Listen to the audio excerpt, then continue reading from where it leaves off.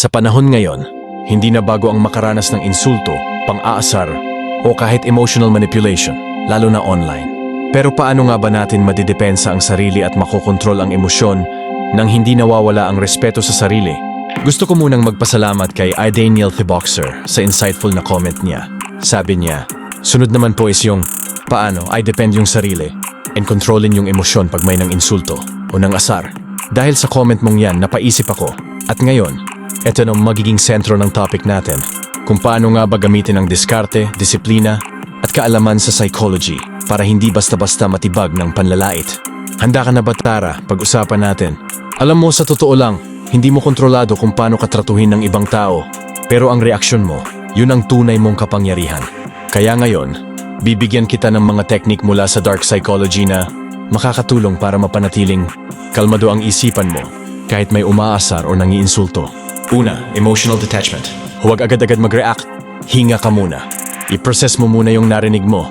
Sa ganitong paraan, ikaw ang may hawak sa emosyon mo, hindi sila. Pangalawa, gamitin ang gray rock technique. Kapag may nangaasar, maging boring ka. Huwag mong bigyan ng emosyon o atensyon. Kasi ang taong toxic, umaasa sa reaksyon mo para makakuha ng power. Kapag wala silang nakuha, mawawalan din sila ng gana. Pangatlo, cognitive reframing. Imbes na isipin mong kahinaan mo na inaasar ka, baliktarin mo. Sabihin mo sa sarili mo, hindi ako problema. Baka sila ang may pinagdadaanan. Minsan kasi, ang insulto ay projection ng sariling insecurity nila. Hindi ikaw ang tunay na target, kundi sila rin. As fanghuli, tandaan mo to. Hindi ka laging kailangan pumatol para mapatunayan na malakas ka. Minsan, ang pinakamalakas na tao ay yung tahimik lang pero matatag. Kaya kung gusto mong maging mas kalmado, mas kontrolado at hindi basta-basta, natitinag sa mga pang-aasar o panlalait, kailangan mo itong pagpraktisan. Simple lang ang simula. Halimbawa, sa susunod na may mang-asar o may mag-comment ng masama sa'yo online, huwag kang mag-reply agad. Huwag mong sagutin ng init ng ulo. Panoorin mo lang ang sarili mong emosyon. Tanungin mo sarili mo, sulit ba na pag-aksayahan ko ng galit ang taong to? Diyan ka magsisimulang magkaroon ng tunay na kontrol.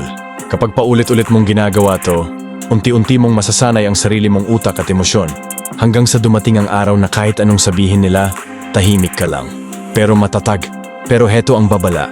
Kapag na-master mo ang dark psychology at emotional control, magiging sobrang lakas mo. Hindi dahil kaya mong manakit, kundi dahil hindi ka na madaling masaktan, mapapansin niya ng mga tao sa paligid mo. At minsan matatakot sila. Hindi dahil masama kang tao, kundi dahil alam nilang hindi ka nila kayang kontrolin.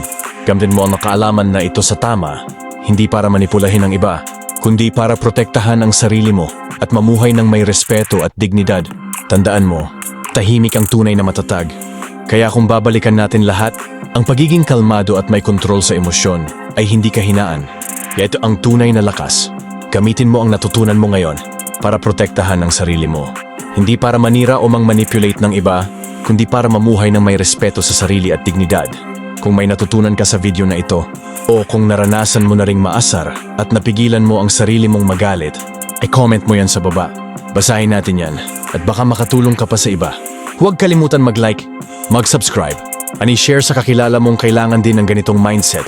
Ito ang Darkness of Truth. Kapag nag-subscribe ka, marami kang matutunan.